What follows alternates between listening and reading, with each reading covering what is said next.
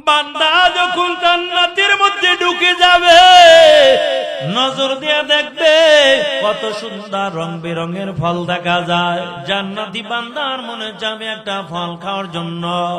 ফেরেশতাকে ডাক দিয়া বলবে, ফেরেশতার দল, আমাকে একটা জান্নাতি ফল দাও। ফেরেশতারা একটা জান্নাতি ফল বান্দার হাতের মধ্যে দিয়া দিবে। আবার এই ফলটা খাওয়ার পর এত মজা, আবার ডাক দিয়া বলবে, আমাকে আর একটা জান্নাতি ফল দাও। এরে মুমিন, একই রকম একই কালারের আর একটা ফল বান্দার হাতের মধ্যে দেওয়া হবে। ওই বান্দার মেজাজ বড় গরম হয়ে যাবে, ডাক দিয়া বলবে, এই ফলটা তো মাত্র খাইলাম, আবার কেন একই রকমের ফল আমার হাতের মধ্যে দিলা? এরে আল্লাহর গোলাম, ফেরেশতারা গরম মেজাজ নিয়ে কথা বলবে না। আল্লাহ নবী বলেন, যদিও ফলটা দেখতে একরকম দেখা যায়, কিন্তু জান্নাতি একটা ফলের মধ্যে কমপক্ষে 40 রকমের মজা হয়ে যাবে। অথচ এত মজার জিনিস তুই দুনিয়ার জন্য আমরা ভাগল। এরে আল্লাহর গোলাম, তবে জান্নাতে যেতে পারবো যদি দুইটা গুণে আমরা গুণান্বিত হয়ে যাই। 1 নাম্বার ঈমান, 2 নাম্বার হলো ভালো আমল। বান্দা যখন ভালো আমল করবা, ওই বান্দার উপর আল্লাহ তাআলা পরীক্ষা শুরু করে দিবে। কেমন পরীক্ষা দিয়ে আল্লাহ পরীক্ষা করবে জানো? আল্লাহ তাআলা সূরা বাকারার মধ্যে বলেন, وَلَنَبْلُوَنَّكُمْ بِشَيْءٍ مِّنَ الْخَوْفِ وَالْجُوعِ وَنَقْصٍ مِّنَ الْأَمْوَالِ وَالْأَنفُسِ وَالثَّمَرَاتِ وَبَشِّرِ الصَّابِرِينَ।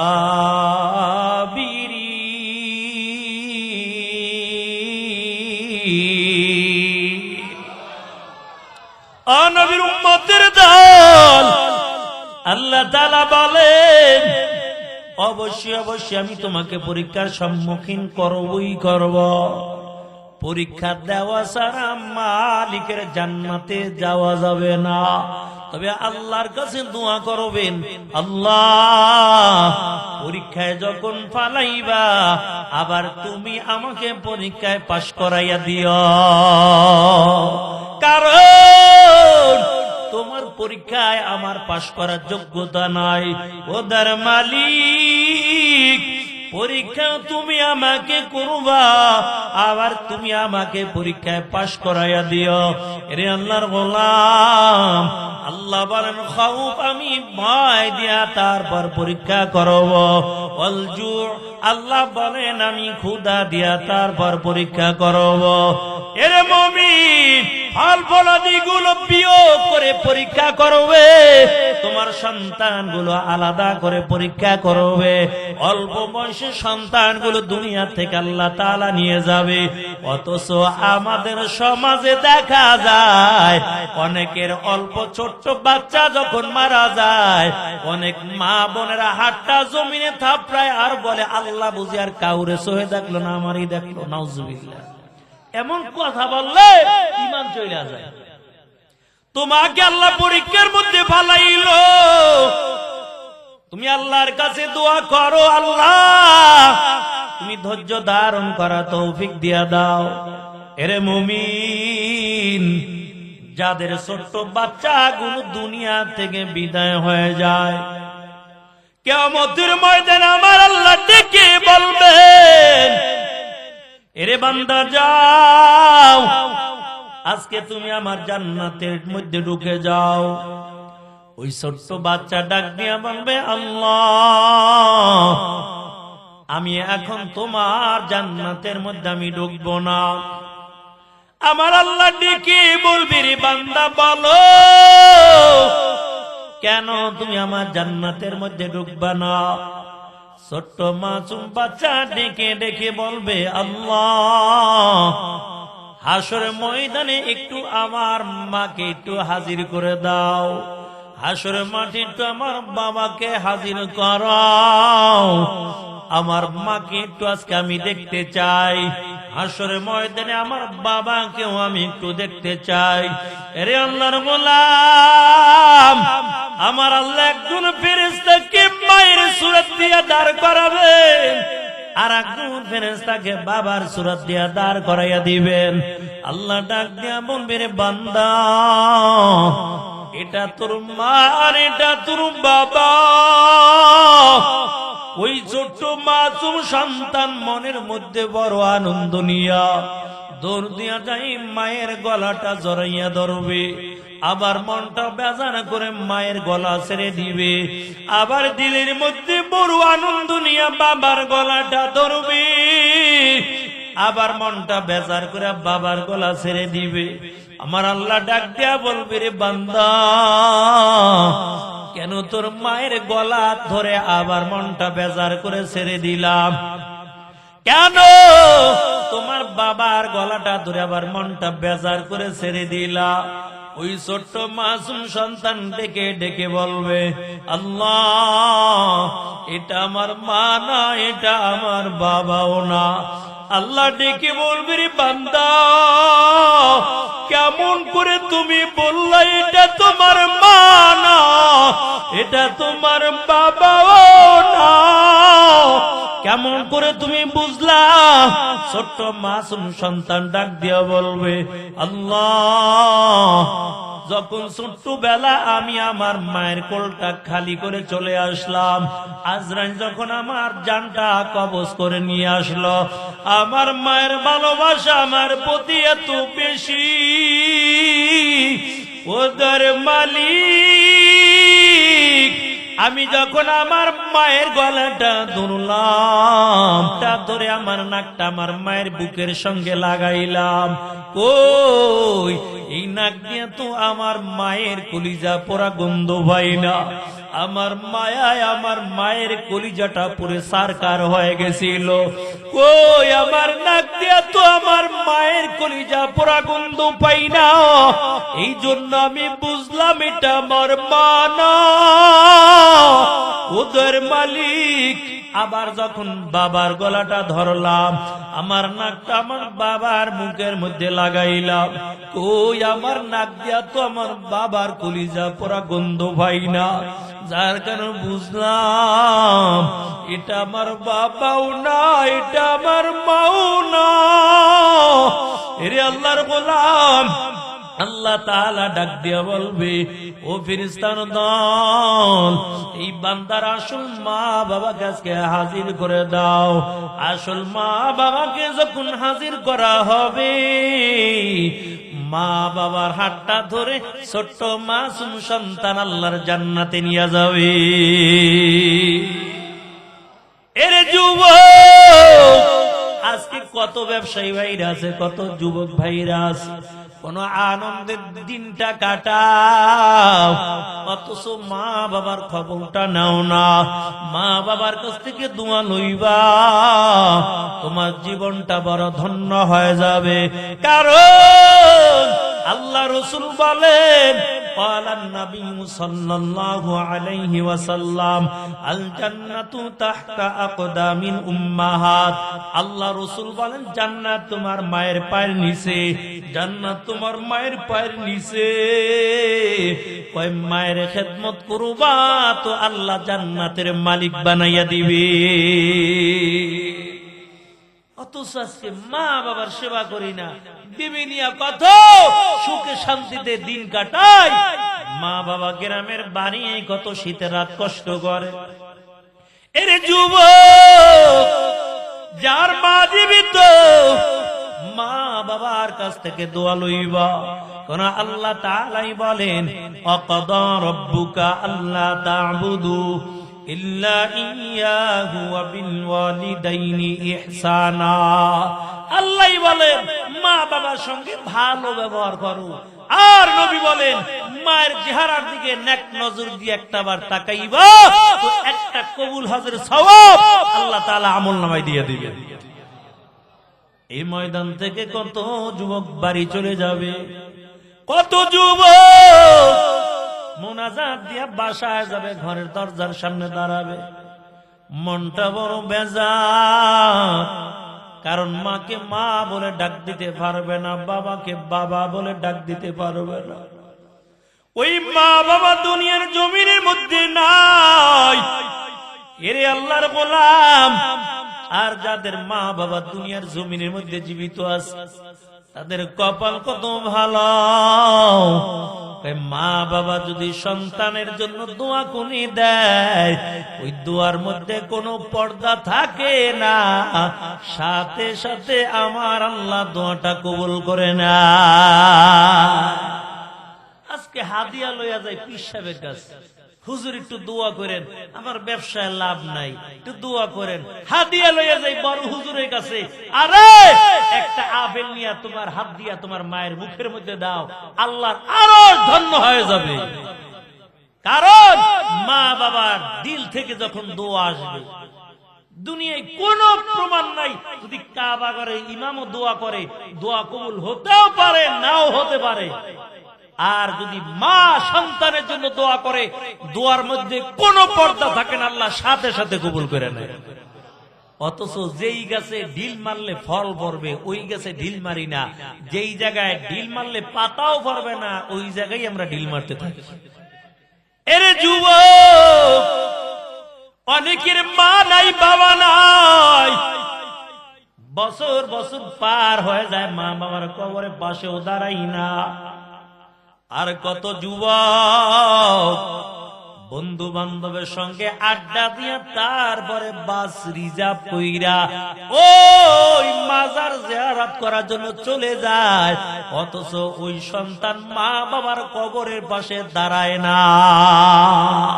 বাড়ির পাশে মায়ের কবর, মায়ের কবরের পাশে দাঁড়াইয়া একবার সূরা ফাতিহা, তিনবার সূরা ইখলাস যদি পড়তো, আল্লাহ তাআলা মায়ের কবরটা জান্নাতের বাগান বানাই দিত। শুধু তাই নয়, আল্লাহর নবী জানায় যে সন্তান প্রতি জুমার দিনে, শুক্রবার দিনে মা বাবার কবরটা জিয়ারত করবে, আল্লাহ তাআলা মা বাবাকেও ক্ষমা করে দেবে। শুধু তাই নয়, ওই সন্তানের জীবনের গুনাহও আল্লাহ তাআলা মাফ করে দিবে। এই জন্য যাদের মা জীবিত, মায়ের কাছ থেকে দোয়া লইবা। ব্যবসার মধ্যে লাভ নাই, মাকে ফোন দিয়া মার কাছ থেকে দোয়া লইবা, আল্লাহ তাআলা তোমার ব্যবসার মধ্যে বরকত দিয়া দিবে। এরে মুমিন, আর আল্লাহ বলেছেন ওয়ালা নাবলুওয়ান্নাকুম বিশাইইম মিনাল খাউফ ওয়াল জু'i ওয়া নাকসিম মিনাল আমওয়ালি ওয়াল আনফুসি ওয়াত তামারাত। আল্লাহ তাআলা বলেন অবশ্যই তোমাকে পরীক্ষার সম্মুখীন করব, তবে ভয় দিয়া পরীক্ষা করব। আল্লাহ বলেন খোদা দিয়ে পরীক্ষা করব। এর যুবক, তোমার ব্যবসায় লস করে আল্লাহ পরীক্ষা করবে, তোমার ফল ফলাদি গুলো নষ্ট করে আল্লাহ পরীক্ষার মধ্যে ভালাবে। তবে পরীক্ষার মধ্যে যারা ধৈর্য ধারণ করবা, আমার আল্লাহ জানায় তাদের জন্য রয়েছে জান্নাতের সুসংবাদ। মিস্টার ইবলিস আল্লাহর কাছে, আল্লাহ তুমি আইয়ুব নবীর এত সম্পদের মালিক বানাইছো, এই জন্য তোমার ইবাদত বন্দেগী করে। আমার আল্লাহ ডাক দেয়া বলে, ইবলিস না না, আমার আইয়ুব এই জন্য আমার ইবাদত করে না।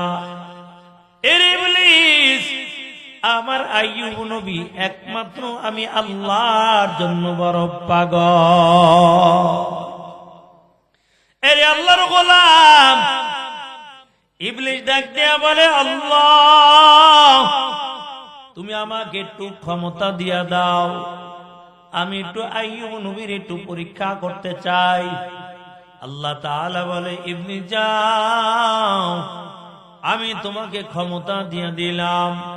এরে আল্লাহর গোলাম, ক্ষমতা পাইয়া আইয়ুব নবীর উপর পরীক্ষা শুরু হয়ে গেল। কেমন পরীক্ষা শুরু হয়?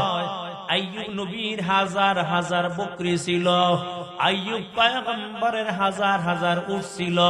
সব উটগুলো এক মুহূর্তের জন্য মারা গেল, সব দুম্বাগুলো মারা গেল। রাখাল কান্না করে করে আইয়ুব নবীর কাছে হাজির। আইয়ুব নবী ডেকে বলি, রে রাখাল, বলো কেন তুমি কাঁদো? রাখাল ডাক দিয়া বলে, পয়গম্বর, আপনার একটা উটও নাই, আপনার একটা দুম্বাও নাই, সব উটগুলো মারা গেল, সব দুম্বাগুলো মারা গেল। আইয়ুব নবী ডাক দিয়া বলে, রাখাল, কোনো চিন্তা করা লাগবে না, এই মালের হিসাব নিতে এই সময়টা দুনিয়ার কাজে ব্যয় হয়ে যাইতো, আমার মাল নাই আর দুনিয়ার কোনো পেরেশানি নাই, এই সময়টা এখন আমি আল্লাহর ইবাদতে কাটাইব। আইয়ুব নবীর কথা শোনার পর আল্লাহ বড় খুশি, কিন্তু ইবলিস ডাক দেয়, আল্লাহ, তুমি আইয়ুবকে সুন্দর শরীর দিয়েছে, এই জন্য তোমার ইবাদত করে। আমার আল্লাহ ডাক দেয়া বলে, ইবলিস না, এই জন্য আইয়ুব আমার ইবাদত করে না, বরং আমার আইয়ুব একমাত্র আমি আল্লাহর জন্য বড় পাগল। আরে আল্লাহর গোলাম, যখন আল্লাহ তাআলার দেওয়া পরীক্ষা শুরু হয়ে গেল, আইয়ুব নবীর নাকে থেকে একটা বাতাস ঢুকে পুরো শরীরটা ফুলে গেল। আইয়ুব নবীর শরীরটা বড় পছন্দ ধরে গেছে, শরীর থেকে পচা দুর্গন্ধ বের হয়। আইয়ুব নবীর পুরা শরীরের মধ্যে পোকায় বাসা বেঁধেছে। রে আল্লাহর গোলাম, আইয়ুব নবীর এক নাম্বার বিবি আয়েশা ডাক দেয়া বলে, স্বামী আমার, আমি আপনার সঙ্গে আর থাকতে চাই না, তার একমাত্র কারণ আপনার শরীর থেকে পচা দুর্গন্ধ বের হয়। ও স্বামী আমার, আপনি আমাকে তালাক দিয়া দেন। আইয়ুব নবী তালাক দিয়া দিল। দুই নাম্বার বিবি আয়েশা ডাক দিয়া বলে, স্বামী আমার, আপনি আমাকেও তালাক দিয়া দেন। আইয়ুব নবী বলে, যাও যাও, যদি তুমি যেতে চাও আমি তোমাকেও তালাক দিয়া দিলাম। তিন নাম্বার বিবি আইয়ুব নবীর কাছে হাজির, ডাক দিয়া বলে, পয়গম্বর, আপনি আমাকে তালাক দিয়া দেন, তার একমাত্র কারণ আপনার শরীরের পচা দুর্গন্ধ আমি সইতে পারি না। আইয়ুব নবী ডাক দেয়া বলে, রে বিবি, যাও, আমি তোমাকেও আমি ছেড়ে দিলাম। তবে চার নম্বর বিবি রহিমা পায়ের কিনারায় বসে বসে চোখের পানি ছেড়ে দিয়া কাঁদে। আইয়ুব নবী ডাক দেয়া বলে, রহিমা, বলো তুমি কেন কাঁদো? তোমার দিলের মধ্যে কি দুঃখ? কেন তুমি কান্না করো? রহিমা চোখের পানি ছেড়ে দিয়া বলে, ও স্বামী আমার, আমি আপনার কাছে তালাক নেওয়ার জন্য আসি নাই, তবে আপনি আমাকে তালাক দিবেন না। আমি যতদিন দুনিয়ার জমিনের মধ্যে বেঁচে থাকবো, ততদিন আমি রহিমা আপনার খেদমত করে বাঁচতে চাই। আর আমাদের সমাজও দেখা যায়, স্বামীর চাকরি আছে, ব্যবসায় খুব টাকা পয়সা জমজমাট, ভালোবাসা বিবির সঙ্গে কোনো অভাব নাই। যখন স্বামীর চাকরিও নাই, টাকা পয়সাও নাই, তখন আর বিবির সঙ্গে ভালোবাসা নাই, তখন ভালোবাসা আস্তে কইরা জানালা দিয়া ফালাইয়া যায়। এরে মুমিন, রহিমা ডেকে বলে, পয়গম্বর, আপনি আমাকে তালাক দিবেন না, আমি আপনার খেদমত করব। আইয়ুব নবী ডাক দিয়া বলে, রহিমা, তবে তুমি যদি থাকতে চাও আমার কোনো বাধা নাই। ও রহিমা, আমার শরীরটা পছন্দ হয়ে গেছে, তোমার নাকি কি গন্ধ পাও না? রহিমা ডাক দিয়া বলে, স্বামী আমার, আমার এমন কোন আমল নাই কি নিয়ে আমি মালিকের সামনে কিয়ামতের ময়দানে দাঁড়াবো। আল্লাহ যদি কিয়ামতের ময়দানে ডাক দিয়া বলে, রহিমা, আজকে কি নিয়ে তুমি আমার কাছে হাজির হয়েছো?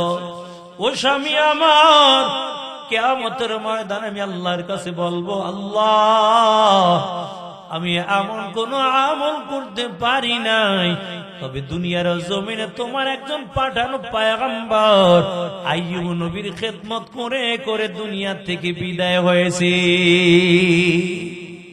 ইরে আল্লাহর বান্দা,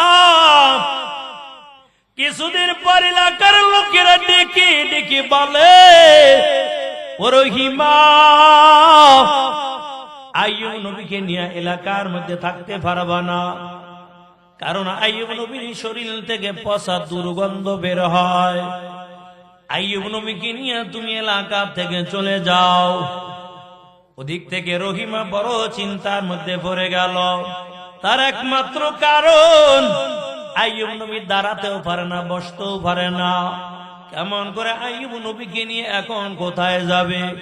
লোকেরা ডেকে বলে, রহিমা, আইয়ুব নবীকে নিয়ে তুমি গভীর জঙ্গলায় চলে যাও, যেই জায়গার মধ্যে মানুষের কোনো বসবাস নাই, এমন একটা গভীর জঙ্গলার মধ্যে চলে যাও। আইয়ুব নবীর শরীরের পচা দুর্গন্ধ আমরা সইতে পারি না। এরে মুমিন, রহিমা আইয়ুব নবীকে একটা চাদরের মধ্যে পেঁচাইয়া আস্তে করে কাঁধে করে নিয়া কদম বানাইয়া বানাইয়া গভীর জঙ্গলার দিকে চলে যায়। গভীর জঙ্গলার মধ্যে রাখার পর আল্লাহকে ডাক দিয়া বলে, রে মালিক, কেমন পরীক্ষার মধ্যে পালাইছো? আয় আল্লাহ, আমাদের যে খাবার ছিল খাবার তো শেষ হয়ে গেল। রহিমা আইয়ুব নবীকে ডাক দিয়া বলে, স্বামী আমার, এখন আপনাকে আমি কেমন করে খাবারের ব্যবস্থা করব? তার কারণ যে খাবার গুলো ছিল খাবার গুলো শেষ হয়ে গেছে। আইয়ুব নবী ডাক দিয়া বলে, রহিমা, তবে তোমার কোনো চিন্তা করা লাগবে না, আমাদের জন্য আমাদের আল্লাহই যথেষ্ট। রহিমা ডেকে বলে, স্বামী আমার, তবে আমাকে একটু অনুমতি দিয়ে দেন, আমি একটু গ্রামের দিকে চলে যাই, মানুষের বাড়ি কাজ করে করে তারপর খাবারের ব্যবস্থা করব। রে আল্লাহর গোলাম, আইয়ুব নবী রহিমাকে অনুমতি দিয়া দিল। রহিমা গ্রামের দিকে চলে গেল। দুবার পর্যন্ত গ্রামে গ্রামে ঘুরে খাবার পায় না। ডেকে ডেকে বলো, বাড়িওয়ালার দল, আমাকে একটু কাজের ব্যবস্থা করে দাও, আমি তোমার বাড়িতে কাজ করব, বিনিময়ে আমাকে কিছু খাবার দিবা।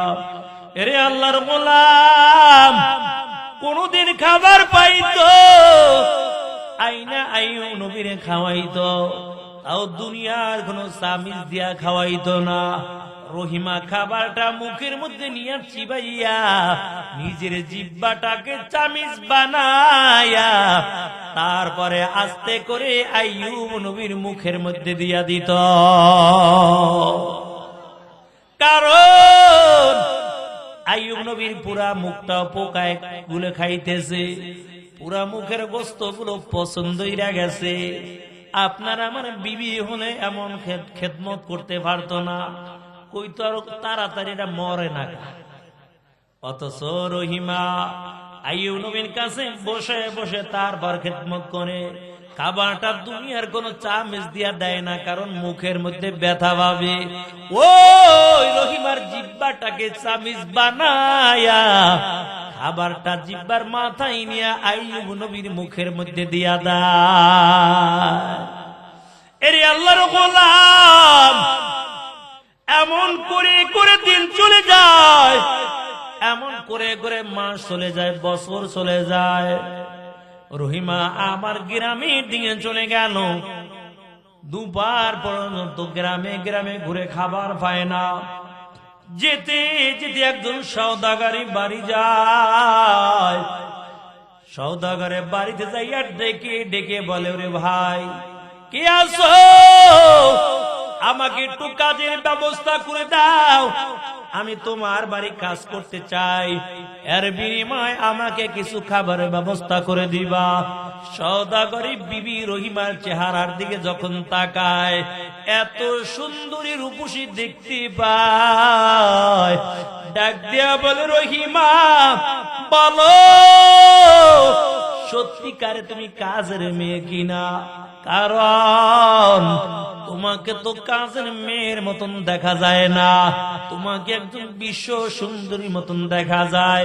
ও রহিমা বলো আসলে তুমি কাজের মেয়ে কিনা? রহিমা ডাক দিয়া বলে, আরে বোন, আমি আসলে কাজের মেয়ে না, আমি হলাম আইয়ুব পয়গম্বরের একজন স্ত্রী। আমরা বড় মুসিবতের মধ্যে পড়লাম। সওদাগরে বিবি ডাক দেখা, রহিমা যদি তুমি আইয়ুব নবীর বিবি হয়ে থাকো আর দেরি করব না, আমাকে এখন সাথে সাথে কালিমা পড়াইয়া মুসলমান বানা। সওদাগরে বিবি কালিমা পড়ে মুসলমান হয়ে গেল। এরে আল্লাহর গোলাম, তবে ইবলিসের মাথা বড় গরম হয়ে গেছে। কি বাবা, এখন আবার দেখি সওদাগরে বিবি কালিমা পড়িয়া ফেলাইছে, না জানি আবার সওদাগর কালিমা পড়িয়া ফেলায়। ইবলিসের মাথা বড় গরম হয়ে গেছে। আস্তে আস্তে করে বুড়া বেশের লাঠি বর দিয়া সওদাগরের কাছে হাজির। ও সওদাগর শুনো, তোমার একটা সুবর্ণ সুযোগ চলে যায়। সওদাগর ডাক দিয়া, কি সুবর্ণ সুযোগ? কয় তোমার বাণিজ্যে একজন নারী কাজ করার জন্য প্রতিদিন আসে। ও সওদাগর, ইনি সাধারণ কোন নারী না, ইনি হলেন আইয়ুব পয়গম্বরের একজন স্ত্রী। তবে শুনো, তোমার বিবির সঙ্গে রহিমার সঙ্গে ভালো একটা সম্পর্ক। ও সওদাগর, তোমার বিবিকে বলবা রহিমার মাথার চুল কাইটা রাখার জন্য। কারণ যদি রহিমার মাথার চুলগুলো কাইটা রাখা যায়, তুমি ঘরের মধ্যে রাখবা, তোমার ঘরের মধ্যে বরকত হবে। আবার দ্বিতীয় দিন যখন আবার রহিমা খাবারের জন্য চলে যায়, এরে আল্লাহর গোলাম, খাবার আনার জন্য যখন চলে গেল, সওদাগরে বিবি ডাক দিয়া কয়, রহিমা আমি তোমাকে বড় ভালোবাসি, বড় মোহাব্বত করি, তবে আমি একটা কথা বলবো, তুমি বলো আমার কথাটা রাখবা কিনা? রহিমা ডাক দিয়া বলে, বলেন আপনি আমাকে কি কথা বলতে চান? সওদাগরে বিবি ডেকে বলে, রহিমা তবে তোমার মাথার চুলগুলো আমাকে কেটে দাও, যতদিন প্রয়োজন তুমি আমার বাড়ি থেকে খাবার নিয়ে যাইবা, তোমার আর কাজ করা লাগবে না, তোমার কোনো কষ্ট করা লাগবে না। রহিমা ডাক দিয়া বলে, না, আমার মাথার চুল দেওয়া যাবে না। তার একমাত্র কারণ আমার স্বামী শোয়া থেকে উঠতেও পারে না। যখন আমার স্বামী শোয়া থেকে বসার চেষ্টা করে, আমার মাথার চুলগুলো আমি ছেড়ে দেই, আমার চুলগুলোর উপর ভার করে আমার স্বামী উঠে বসে যায়। এই জন্য আমার মাথার চুলগুলো দেওয়া যাবে না। শুধু তাই নয়, আমার স্বামীর শরীর বেয়ে বেয়ে রক্ত পুঁজগুলো যখন বের হয়ে যায়, এই চুলগুলো দিয়ে আস্তে আস্তে করে রক্ত পুঁজগুলো আমি মুছে দেই। ওরে বন্যা না, আমার মাথার চুলগুলো কেটে দেওয়া যাবে না। সওদাগরে বিবি ডাক দেয়া বলে, রহিমা তবে পুরা চুল দেওয়া লাগবে না, সামান্য কিছু চুল আমাকে কেটে দাও। রহিমা রাজি হয়ে গেল, সামান্য কিছু চুল কেটে রাখলো। ইবলিস তাড়াতাড়ি আইয়ুব নবীর কাছে হাজির হয়ে গেছে। ডাক দিয়া বলে, পয়গম্বর আপনার বিবি রহিমা কোথা থেকে খাবার আইনা আপনাকে খাওয়ায়, আপনি জানেননি? কয়, আমার বিবি গ্রামে কাজ করে খাবার আনে। ইবলিস কয়, না, আপনি ভুল ধারণা। কয়, কে? আপনার বিবি গ্রামে যাইয়া মানুষের কাছে চুরি কইরা কইরা অপকর্ম কইরা তারপর মাল আইনা আপনারে খাওয়ায়। আইয়ুব নবী ডাক দেয়া বলে, না না, আমার বিবি অপকর্ম করতে পারে না। ইবলিস দেখিয়ে বলে, পয়গম্বর আমার কথা আপনি বিশ্বাস করলেন না, তবে সন্ধ্যাবেলা যখন রহিমা বাড়ির মধ্যে হাজির হবে, রহিমার মাথার চুলগুলো আপনি পরীক্ষা করবেন, চেক করবেন। তার একমাত্র কারণ, আজকে রহিমা গ্রামে যখন চুরি করতে গেল, রহিমা চুরি করতে যাইয়া ধরা খাইলো, আর ধরা খাওয়ার কারণে গ্রামের লোকেরা তার মাথার চুল কাইটা দিছে। এরে আল্লাহর গোলাম, সন্ধ্যাবেলা যখন রহিমা বাড়ি হাজির হয়ে গেল, আইয়ুব নবীর মেজাজ পুরো গরম। আইয়ুব নবী ডাক দেয়া বলে, রহিমা বলো কোথা থেকে তুমি খাবার আইন আমাকে খাওয়াও। রহিমা ডাক দেয়া বলে, স্বামী আমার, আমি গ্রামে মানুষের বাড়ি কাজ করে করে তারপর খাবার আইনা আপনাকে খাওয়াই। এরে আল্লাহর গোলাম, আইয়ুব নবী ডেকে বলে, ও রহিমা, একটা লোক আমাকে বলে গেল তুমি নাকি মানুষের বাড়ি চুরি করছো। চুরি করার পর গ্রামের লোকেরা তোমার মাথার চুল কেটে দিয়েছে। ও রহিমা, আমি তোমার মাথার চুলগুলো একটু পরীক্ষা করতে চাই। যখন মাথার চুলগুলো খুলে দেয়, আইয়ুব নবী রহিমার মাথার চুলগুলো কাটা দেখতে পায়। আইয়ুব নবী ডেকে বলে, রহিমা, তবে তোমার হাতের খাবার আর আমি খেতে চাই না।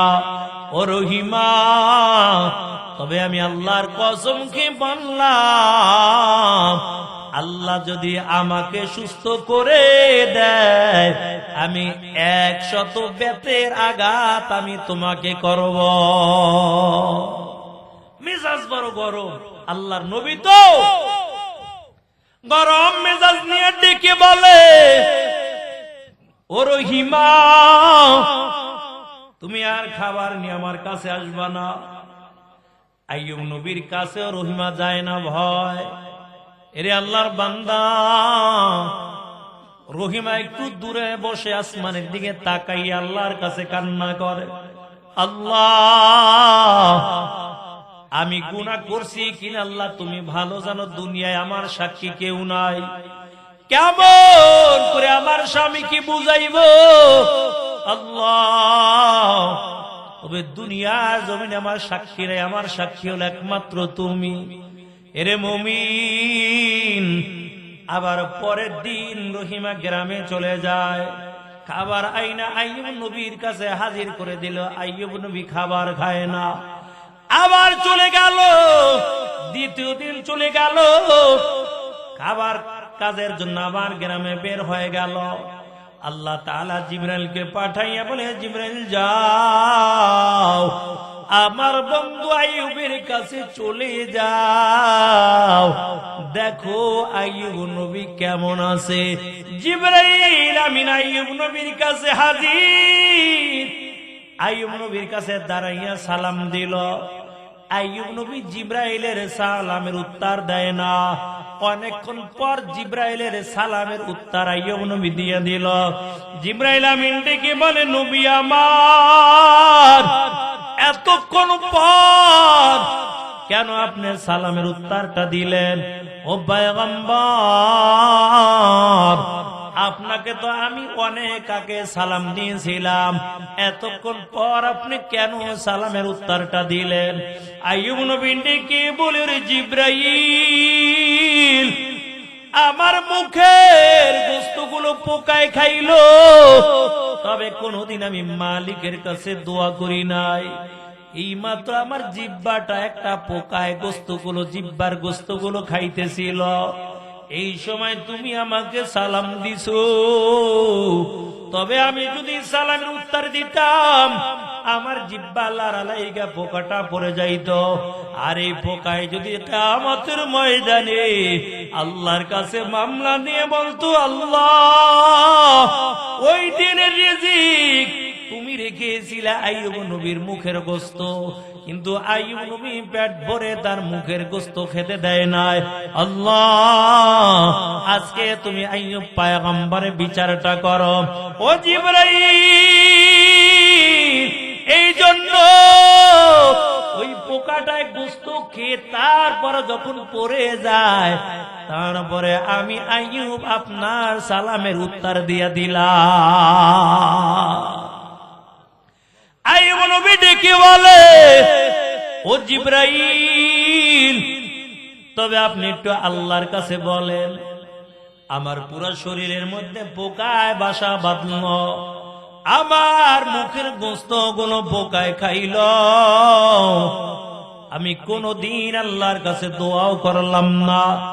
ও জিবরাইল, আমার জিহ্বা যদি পোকায় খায়, বলেন কেমন করে আমি আমার মালিককে মন ভরে ভরে ডাকবো?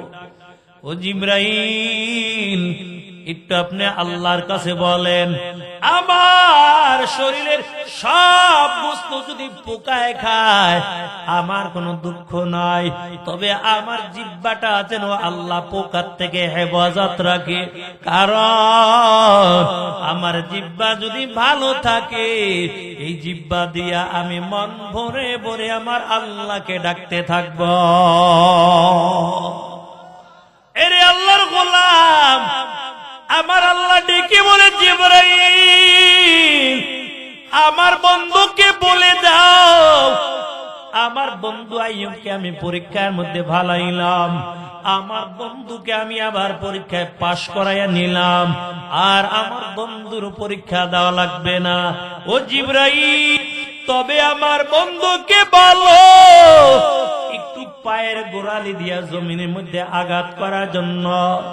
জিবরাইল ডাক দিয়া বলে, পয়গম্বর, আপনার পায়ের গোড়ালিটা দিয়ে একটু জমিনের মধ্যে আঘাত করে দেন। আইয়ুব নবী চোখের পানি ছেড়ে দিয়া কাঁদে, আর ডেকে বলে, জিবরাইল, কেমন করে আমি আঘাত করব? তুমি তো দেখো আমার পায়ের মধ্যে সামান্য গোশত তাও নাই, আবার পায়ের মধ্যে শুধু হাড্ডিগুলো দেখা যায়। ও জিবরাইল, কেমন করে আমি এখন পা দিয়ে জমিনের মধ্যে আঘাত করব? জিবরাইল ডেকে বলে, পয়গম্বর, আল্লাহ বলেছেন আপনি আস্তে করে পায়ের গোড়ালিটা জমিনের মধ্যে রাখেন। জিবরাইলের কথা শোনার পর আইয়ুব নবী আস্তে করে পায়ের গোড়ালিটা জমিনের মধ্যে রাখলো। পায়ের গোড়ালিটা জমিনের মধ্যে রাখার পর জমিনটা দুই দিকে ভাগ হইয়া আস্তে করে পানি ওঠা শুরু হয়ে গেল। এরে আল্লাহর গোলাম, আমার আল্লাহ ডেকে বলে, রে জিবরাইল, ওখান থেকে একটা ঢোক পানি আমার বন্ধুকে পান করতে বলো। আইয়ুব নবী একটা ঢোক পানি যখন পান করলো, শরীরের মধ্যে যত পোকা ছিল সাথে সাথে সকল পোকাগুলো জোরে জোরে জমিনে পড়ে যায়। আবার আল্লাহ ডেকে বলে, ও জিবরাইল, আমার বন্ধুকে বলো এখন ওই পানি দিয়া গোসল করার জন্য। এরে আল্লাহর গোলাম, আইয়ুব নবী ওই পানি দিয়া যখন গোসল করলো, ওই সাথে সাথে পুরা শরীরের মধ্যে গোশত গুলো জন্মাইয়া আগে যেমন ছিল তার চেয়ে আল্লাহ তাআলা দ্বিগুণ সৌন্দর্য দান করেছে। আইয়ুব নবী সুস্থ হয়ে গেল।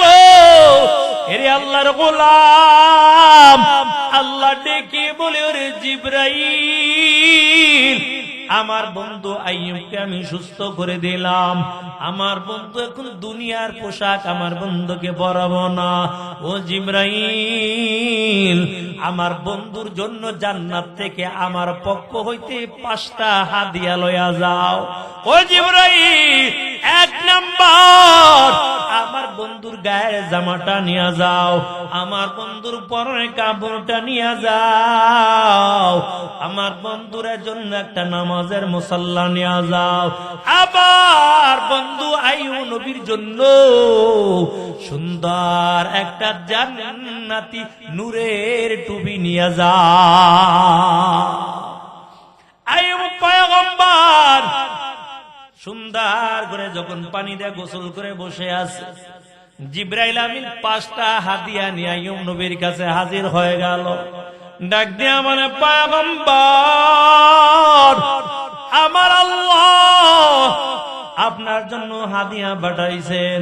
ও পয়গম্বর, আপনি এখন জান্নাতি পোশাকটা পরেন।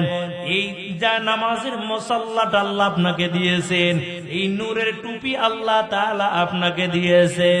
এরে আল্লাহর গোলাম আইয়ুব নবী জান্নাতি পোশাক পরার পর যখন নামাজের মুসাল্লাটা বিছাইল, আইয়ুব নবী ডাক দেয়া বলে, জিবরাইল, আমার আল্লাহ আমাকে সুস্থতার নিয়ামত দান করেছে। ও জিবরাইল, আমি এখন আমার আল্লাহর কুদরতি পায়ের মধ্যে সিজদা দিয়া আমি আমার মালিকের শুকরিয়া আদায় করব। এরে আল্লাহর গোলাম, যেই সময়টা জিবরাইল আমিন হাদিয়া নিয়ে হাজির হয়, ওই সময়টা সূর্য ডুবে গেছে, মাগরিবের সময়। আইয়ুব নবী ডাক দেয়া বলে, জিবরাইল, আল্লাহ যেহেতু আমার জন্য হাদিয়া পাঠাইছে, আমি এখন আল্লাহর কুদরতি পায়ে সিজদা দিয়া তারপর আমি আমার মালিকের শুকরিয়া আদায় করব। এরে আল্লাহর গোলাম, ও আইয়ুব পয়গম্বর 4 রাকাত নামাজের নিয়ত করে দাঁড়ায়া গেছে।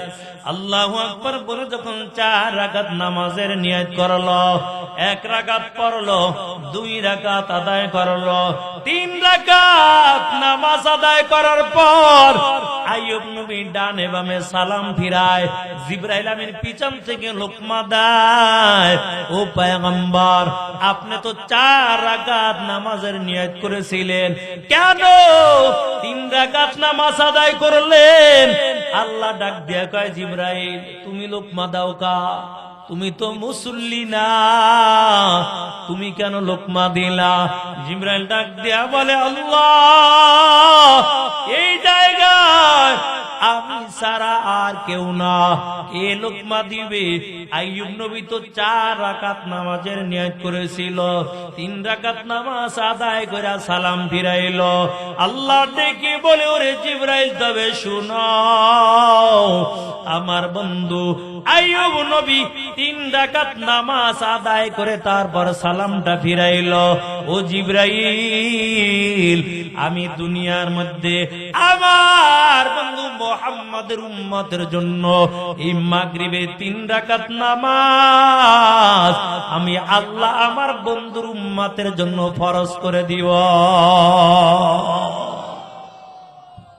তবে শুধু তাই নয়, যত যুবক গুলো মাগরিবের 3 রাকাত নামাজ আদায় করবে, 1 ভাগ নামাজের সওয়াব আইয়ুব নবীর আমল নামার মধ্যে আমার আল্লাহ দান করে দিবে। আইয়ুব নবীকে আল্লাহ পরীক্ষা করলো, তবে ঘটনা বললাম তাড়াতাড়ি সময় কমের কারণে, কিন্তু 1 বছর আর 2 বছর না, 18 বছর পর্যন্ত আইয়ুব নবী অসুস্থ অবস্থায় বিছনার মধ্যে পড়েছিল। তারপর একদিন কাল আল্লাহর কাছে বলে না, আল্লাহ আপনি আমাকে সুস্থ করেন। এরে মুমিন, আর আমরা যদি সাধারণ একটু মুসিবতের মধ্যে পড়ে যাই, তাহলে বিড়ি একটা পর একটা টানতে থাকি। সুখে থাকলেও বিড়ি খায়, দুঃখে থাকলেও বিড়ি খায়, বউ তালাক হইয়া গেল বিড়ি খায়, প্রেমের মধ্যে সেক খাইলেও যুবকেরা বিড়ি টানে।